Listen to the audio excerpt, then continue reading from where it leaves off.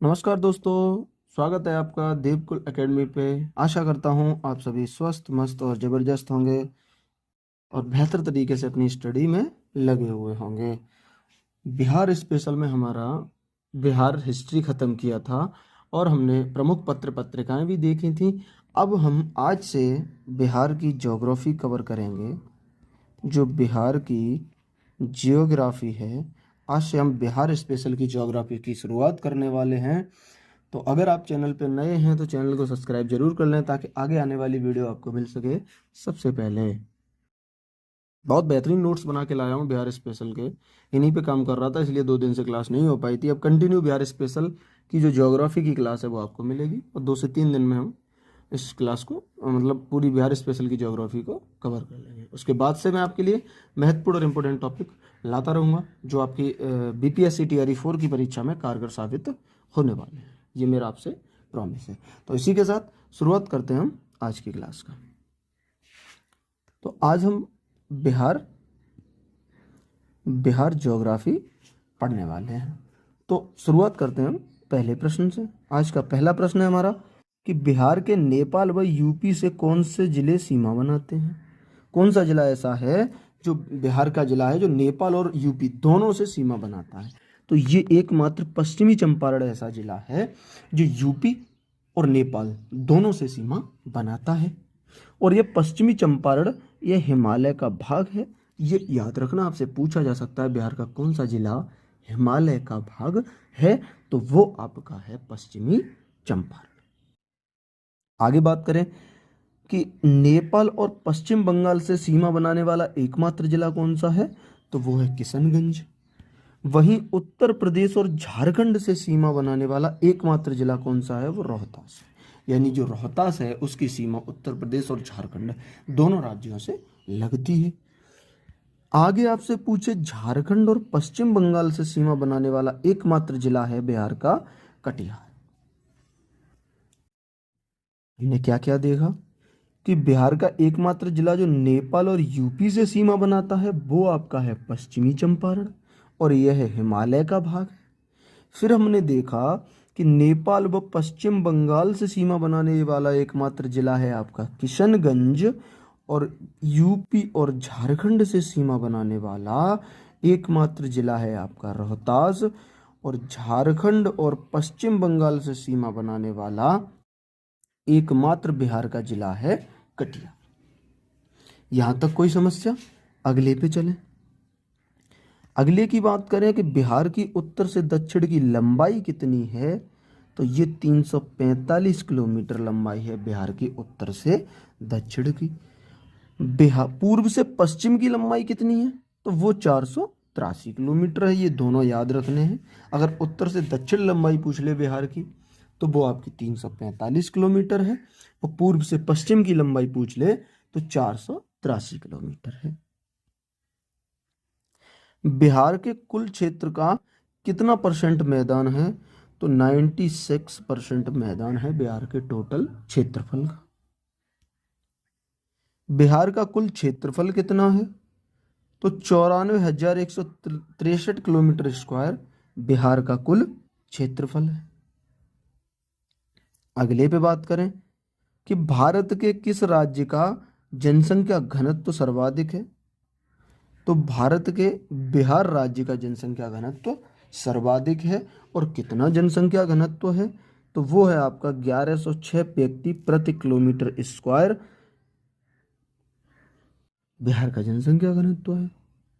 फिर आपसे बात करें कि बिहार भारत का 12वां सबसे बड़ा राज्य है। ये प्रश्न आपको याद रखना है, इम्पोर्टेंट है कि बिहार भारत का 12वां सबसे बड़ा राज्य है और बिहार का क्षेत्रफल भारत के कुल क्षेत्रफल का 2.86% है।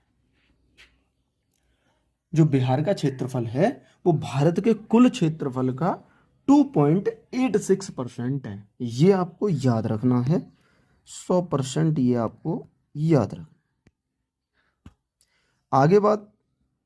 आगे देखें कि एशिया में भारत दक्षिण मध्य एशिया में स्थित है। ये प्रश्न भी आपके लिए 100% महत्वपूर्ण है।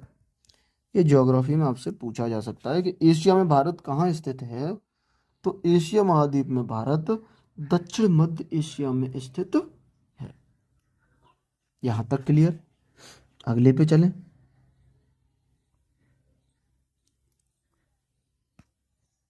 तृतीयक काल की चट्टान कहाँ पाई जाती हैं?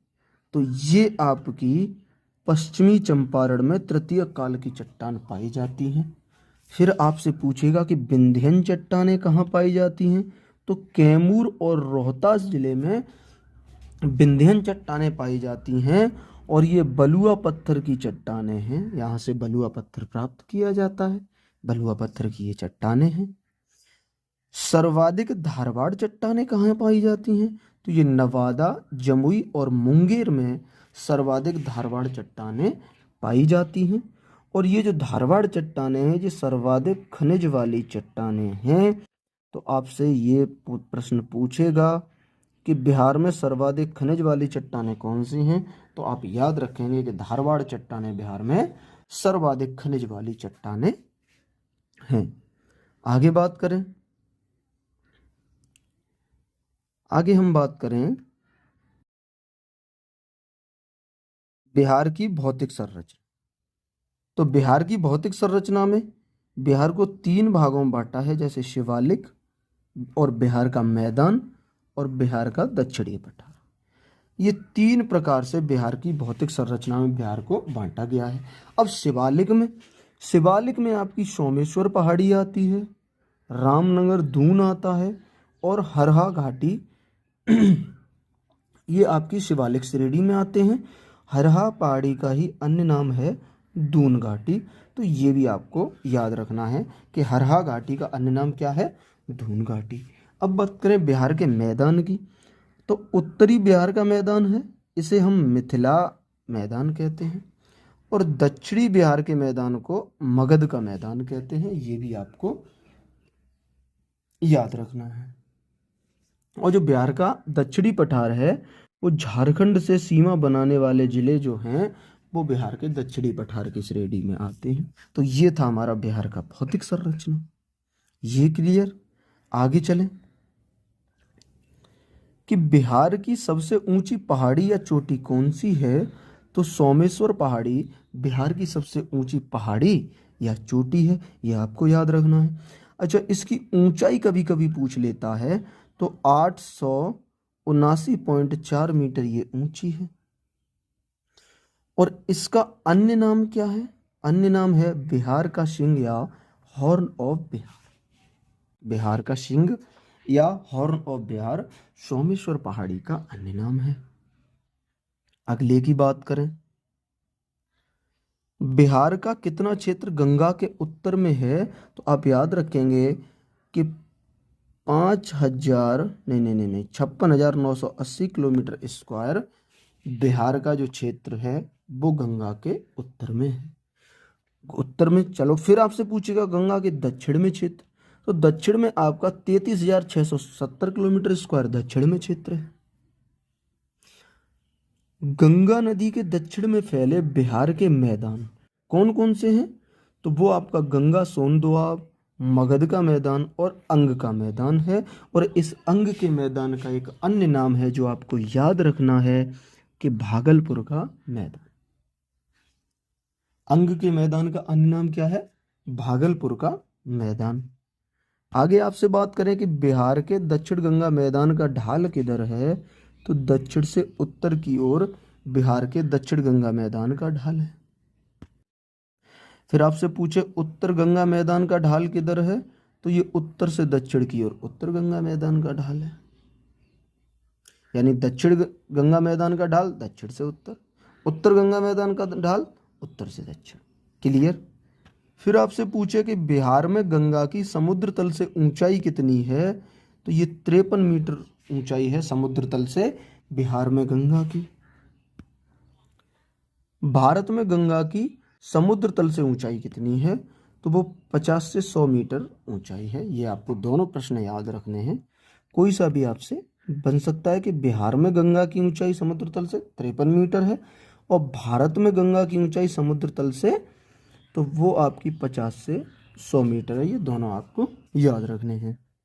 अगले पे चलें।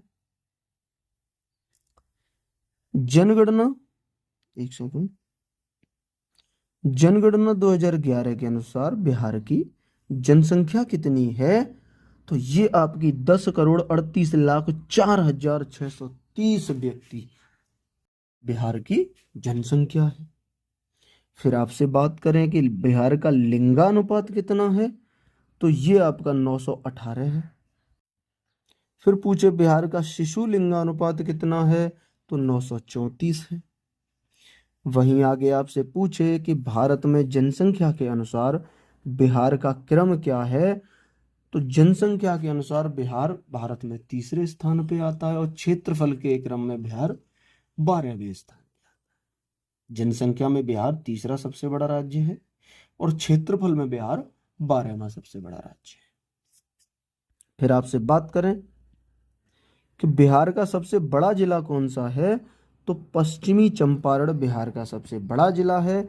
और बिहार का सबसे छोटा जिला कौन सा है, तो शिवहर बिहार का सबसे छोटा जिला है। ये भी आपको याद रखने हैं, प्रश्न पूछ लिए जाते हैं कि बिहार का सबसे बड़ा जिला तो पश्चिमी चंपारण और बिहार का सबसे छोटा जिला शिवहर। आगे आपसे बात करें बिहार में कुल कितने प्रमंडल हैं, तो बिहार में 9 प्रमंडल हैं और इन्हें 101 उप प्रमंडलों में बांटा गया है। अब बिहार में टोटल जो जिले हैं वो कितने हैं, वो 38 हैं और इन 38 जिलों को 9 प्रमंडलों में बांटा गया है और इन 9 प्रमंडलों में जिले रखे गए हैं, वो हम देखें। तो बिहार के प्रमंडलों के नाम, इसकी एक ट्रिक है कि टकला पे मार के मंचला पूर्वा डर के सोने भागा। ये हमारी ट्रिक है। अब टकला से, तो टा से हम याद रखेंगे तिरहुत प्रमंडल, पा से हम याद रखेंगे पटना प्रमंडल, माँ से हम मुंगेर प्रमंडल याद रखेंगे और अगले माँ से हम मगध प्रमंडल याद रखेंगे। फिर पूर्वा के पा से हम पूड़िया प्रमंडल को याद रखेंगे और डा से हम दरभंगा प्रमंडल को याद रखेंगे। आगे का से हमारा होगा कोसी प्रमंडल, सा से होगा हमारा सारण प्रमंडल और भागा से होगा हमारा भागलपुर प्रमंडल। तो कौन कौन से प्रमंडल हैं, एक आपका तिरहुत प्रमंडल है, पटना प्रमंडल, मुंगेर प्रमंडल, मगध प्रमंडल, पूड़िया, दरभंगा, कोसी, सारण और भागलपुर। अब आप लोग सोच रहे होंगे कि ये 6 6 6 5 4 ये क्या लिखा हुआ है, तो ये आपको एक चीज याद रखनी है कि तिरहुत प्रमंडल में बच्चा कुल 6 जिले हैं, पटना प्रमंडल में भी कुल 6 जिले हैं और मुंगेर प्रमंडल में भी कुल 6 जिले। फिर बात करें मगध प्रमंडल में 5 जिले आते हैं, पूड़िया प्रमंडल में 4 जिले आते हैं, दरभंगा में आपके 3 आते हैं, कोसी में भी आपके 3 आते हैं और सारण में भी आपके 3 आते हैं और भागलपुर में आपके 2। तो एक चीज तो यहां से आपको दिख रही होगी कि हमने क्रम से लिखाया है और यहां हम एक चीज याद रखेंगे, वो क्या है कि आपको ये तो याद ही रखने हैं कि भागलपुर प्रमंडल में कितने हैं, ये याद रखने हैं कि भागलपुर प्रमंडल में 2 जिले हैं और पूर्णिया में 4 जिले हैं और मगध में 5 जिले। ये 3 अलग अलग हैं, ये 3 हम अलग अलग याद रखेंगे कि अगर पूछ ले भागलपुर में कितने तो मैं याद रहेगा कि 2 जिले, पूर्णिया में 4 हैं और मगध में 5 हैं, बाकी सब में 6 6 और 3 3 हैं। तो वो हमें याद रखना, वो हमें याद करने में आसानी होगी कि तिरहुत में भी 6 हैं, पटना में भी 6 हैं और मुंगेर में भी 6, दरभंगा में भी 3 है, कोसी में भी 3 है और सारण में भी 3 है। तो ये क्रम सा हो गया, तो हमें याद करने में आसानी रहेगी। तो एक बार दोहराओ कि तिरहुत प्रमंडल में कितने जिले हैं, 6, पटना प्रमंडल में जिले 6, मुंगेर प्रमंडल में भी 6 जिले हैं, इधर दरभंगा प्रमंडल में 3, कोसी प्रमंडल में 3, सारण प्रमंडल में भी 3 जिले हैं। और ये तो हमने याद ही कर लिया है कि भागलपुर में 2 हैं, पूर्णिया में 4 हैं और मगध में 5 हैं। तो ऐसे इन्हें हम याद रख सकते हैं। ये थी हमारी आज की क्लास। आशा करता हूँ क्लास आपको पसंद आई होगी, बेहतर तरीके से आपको मैंने समझाया हो। समझा पाया है, ऐसी मैं उम्मीद करता हूँ। मिलेंगे अगली क्लास में, तब तक के लिए एक चीज़ याद रखो कि अगर आप चैनल पर नए हो तो चैनल को सब्सक्राइब कर लो, वरना आगे आने वाली वीडियो आपको नहीं मिलेगी, नोटिफिकेशन नहीं आएगा। तो चैनल को सब्सक्राइब करें, बेल आइकन को प्रेस करें, ताकि आगे आने वाली वीडियो आपको मिल सके सबसे पहले। बेहतर तरीके से यहाँ पे ज्योग्राफी कराई जाएगी, ये तो आपको दिख रहा होगा। और आपको बता दें कि मैथ की क्लास डिज़ाइन हो रही है, जो मैंने आपको बताया था। पीडीएफ मैं तैयार कर रहा हूँ, और A4 साइज पीडीएफ मैं आपको पहले ही दे दूंगा। जैसे मान लो कि पहला चैप्टर मैं वर्क इन टाइम कराऊंगा, तो वर्क इन टाइम की पीडीएफ आपके पास होगी, जिसमें क्वेश्चन 4 ऑप्शन लिखे होंगे और सॉल्यूशन की जगह खाली होगी, जो आपको क्लास देखते हुए खुद से लिखे। आपकी प्रिंट कराने का खर्चा पड़ेगा, लेकिन टाइम आपका बहुत बचेगा। मैथ के नोट्स बनाना बहुत मुश्किल होता है, इसलिए मैंने ये सोचा है कि मैं आपको ऐसी एक सीट बना के दूंगा, जो जिस पे आप खुद वर्क करना पड़ेगा, जिस पे क्वेश्चन और 4 ऑप्शन लिखे होंगे, लेकिन उसका सॉल्यूशन आपको अपने हाथ से लिखना होगा। तो इसलिए अगले सोमवार से वो क्लास शुरू होगी, तो उस क्लास से जुड़ना ना भूलें, और ज़्यादा से ज़्यादा लोगों को शेयर जरूर करें। मिलेंगे अगली क्लास में, तब तक के लिए नमस्ते, नमस्कार एंड जय हिंद, वंदे मातरम, जय बिहार।